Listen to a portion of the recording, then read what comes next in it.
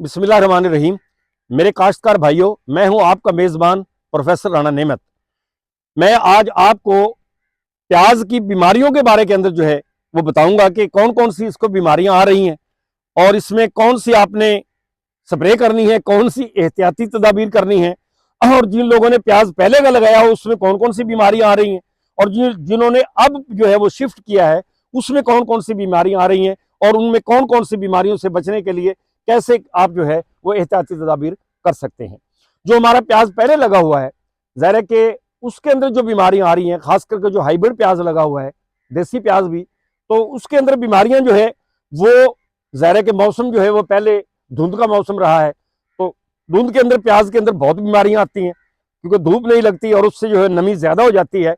तो उसके अंदर आपने एक पहली एहतियात तो ये करनी है कि आपने पानी बहुत जल्दी नहीं लगाना, क्योंकि अगर आप पानी बहुत जल्दी जल्दी लगाएंगे तो नमी और ज्यादा आएगी और उससे जड़ की बीमारियां भी आ जाएंगी। ऊपर की बीमारियां तो अपनी जगह पे रही, लेकिन उससे जड़ की बीमारियां भी आ जाएंगी। अगर आप वो बीमारी देख ले, मेरे से भी आप जो है वो उस पर पूछ सकते हैं कमेंट्स के अंदर कि आपको बीमारी कौन सी आई है।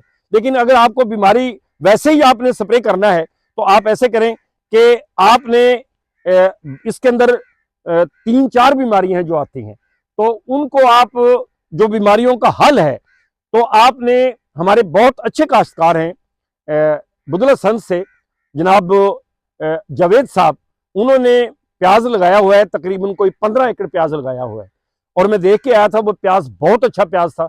मैंने उस पिछली वीडियो के अंदर जो तला के साथ बनाई हुई है मेरी वीडियो हाइब्रिड प्याज वाली, वो आपने 90 दिन के अंदर प्याज कैसे तैयार होता है, तो आपने वो देखा होगा कि वो फरवरी के अंदर जो है उनका 15 फरवरी को हाइब्रिड प्याज जो है वो आ जाएगा।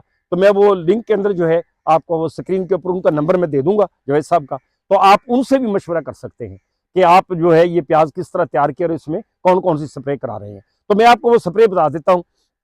आपने कैब्रियोटॉप का स्प्रे कर देना है। इसी तरीके के साथ आप इंट्रोकॉल का स्प्रे इसके ऊपर बहुत इफेक्टिव होता है। इलीट का स्प्रे बहुत इफेक्टिव होता है। लेकिन अगर आपको बीमारी जो है वो अगर कंट्रोल ही ना हो रही हो तो आप इसके ऊपर स्वात एग्रो का स्प्रे है, बहुत अच्छा स्प्रे है और बड़ा नया स्प्रे, और बड़ा जो आप ये कह सकते हैं कि उसके अंदर बहुत ज्यादा जो है बीमारियों को वो करने की बहुत सलाहियत है, वो टॉप गॉड है। यानी आप टॉप गॉड जो है वो उसके ऊपर करें। इसके अलावा जो है जो आप स्प्रे कर सकते हैं वो बहुत अच्छा स्प्रे उनका जो है वो है डिमार्क एक्सल है।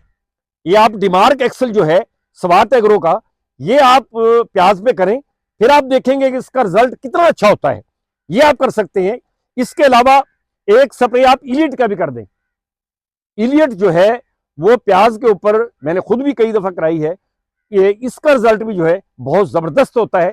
इसके अलावा ऑक्सीस्टोबन जो है इसका रिजल्ट बहुत अच्छा है, क्योंकि ऑक्सीस्टोबन जो है प्रॉक्सीस्टोब बहुत अच्छा ये रिजल्ट देती है।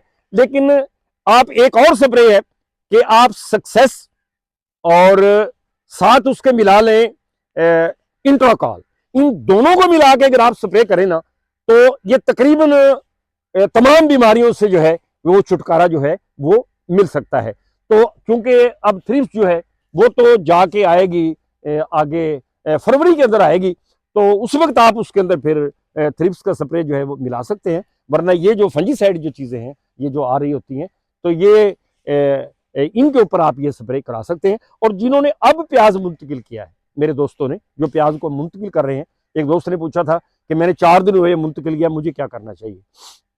आपको ये करना चाहिए कि आप कोशिश करें, जिन्होंने पहले लगाया है, कि आप उसके अंदर सल्फर जो है वो फ्लड कर सकते हैं।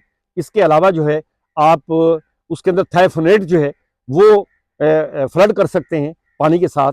इसके अलावा इलियट जो है 1 किलो उसके अंदर अपना जो है प्याज के अंदर फ्लड कर सकते हैं। और जिन्होंने अब प्याज लगाया है वो कोशिश करें कि अगर वो नमी सही उसके चढ़ गई है ना, तो आप पानी जल्दी ना लगाएं।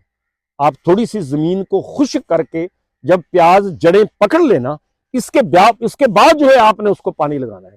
हम करते ये हैं कि हमने वो लगाया, प्याज लगाया, प्याज लगाने के बाद फौरन दूसरा पानी चौथे दिन, 5वें दिन, 6वें दिन उसको लगा देते हैं। हालांकि आजकल जाके पानी हो सकता है 15 दिन, 16 दिन, 20 दिन भी ले जाए, क्योंकि फिर वो अपनी जड़ें बना लेता है और प्याज चल पड़ता है। उसके ऊपर आप एहतियाती तौर पर जो है वो स्प्रे जो मैंने आपको बताए हैं, इनमें से कोई स्प्रे भी आप जो है वो एहतियाती अपना जो है एहतियाती तौर पे उसको कर दें, तो इंशाल्लाह ताला आपका प्याज जो है वो चालू हो जाएगा। तो इस तरह इंशाल्लाह आप ये जो फसल है इसको बीमारियों से जो है वो बचा सकते हैं। बाकी अल्लाह तबारक तआला की ज़ात है।